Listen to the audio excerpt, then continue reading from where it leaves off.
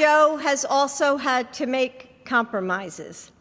Congress hasn't passed the Build Back Better legislation yet. And free community college is no longer part of that package. We knew that this wasn't going to be easy. The federal government is at risk of shutting down if lawmakers in Congress don't come to this agreement by February 18th. Top Democrats and Republicans are holding meetings very quickly to reach a deal on government funding in the fourth stimulus bill. So please make sure to watch to the end of this video if you want to get the most up-to-date and reliable stimulus check information. So congressional negotiators are in danger of missing the February 18th deadline for passing a massive bill of the annual appropriations for fiscal year 2022. If an agreement is not reached soon, the federal government might shut down.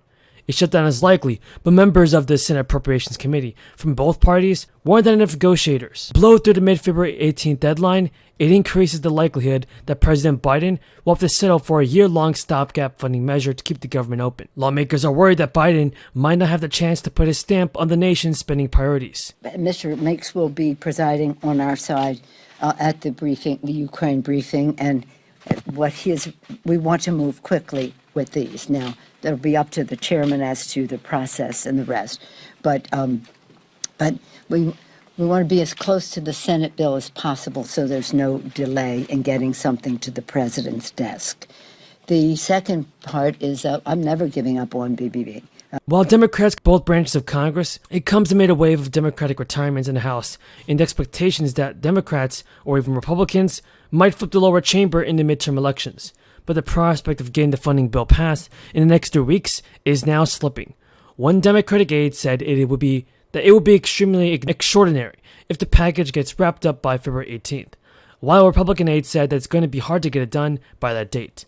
Lawmakers will continue to complete negotiations as quickly as possible. And now, here's some big news for families. The IRS now accepting tax returns, and to avoid delays in receiving one's refund, encourages taxpayers to file as soon as possible. To ensure a timely return, the agency advises you to review the return thoroughly and file electronically. For those who received the child tax credit payments last year, a separate letter is also being sent out to those families too. The recovery rebate credit must be filed as part of your 2021 tax returns, and the IRS made clear they would not calculate the rebate for you.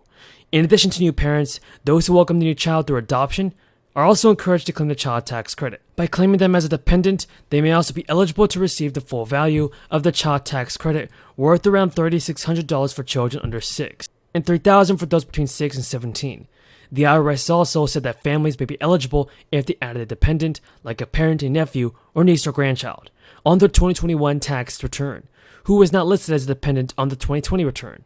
The third stimulus check was also sent out to eligible Americans starting back in March. Now, since the distribution of the third check was based on a filer's 2020 tax return, some may be eligible if their incomes increased or even if their incomes decreased in 2021. So thank you again for your support, and if you have any questions on this, leave them in the comments below. The gentlelady from Texas is recognized.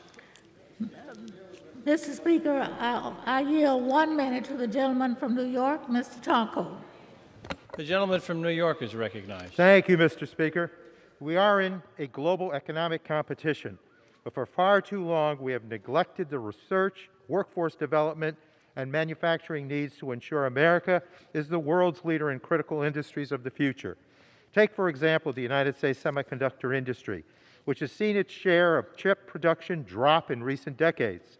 This bill would reverse that trend through a $52 billion investment to fund the Chips for America Act, reinvigorating American leadership in the microchip technology arena.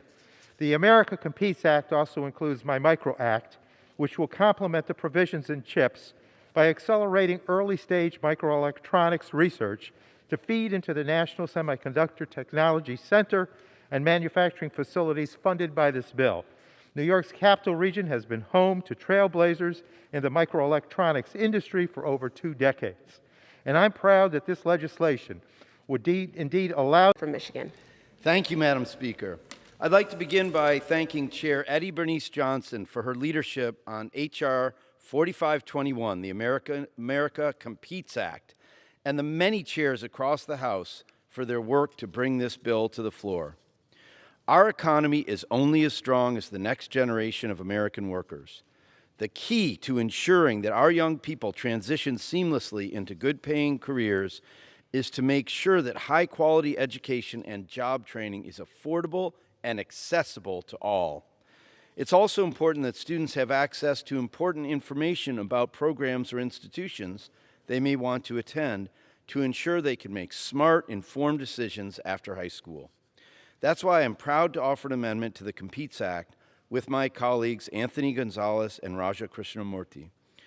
The first part of this amendment is modeled after my Jumpstart Business by Supporting Students Act, or the JOBS Act, with Senators Kaine and Portman and Congressman Gonzalez, to expand Pell Grant eligibility to certain high-quality, short-term programs that can launch graduates into successful careers while also giving them paths to 2- and 4-year degrees. This amendment also includes the College Transparency Act, led by Congressman. So let's get started in round one questions. Medicare spends too much money on prescription drugs. The program is barred from negotiating prices, which means that seniors and taxpayers pay way too much just to improve the profits of giant drug companies. Build Back Better would change this by giving HHS the authority to negotiate the prices of some high-priced brand-name drugs. That's not all. It would also penalize manufacturers that raise prices above inflation and restructure Medicare's drug benefit to make drug companies and insurers do more to cover the costs of prescription drugs. Now, I'm all in for these ideas. These are good ideas. It's really great.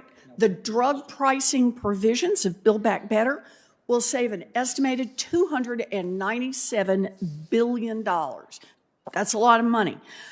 But it's not all we can do.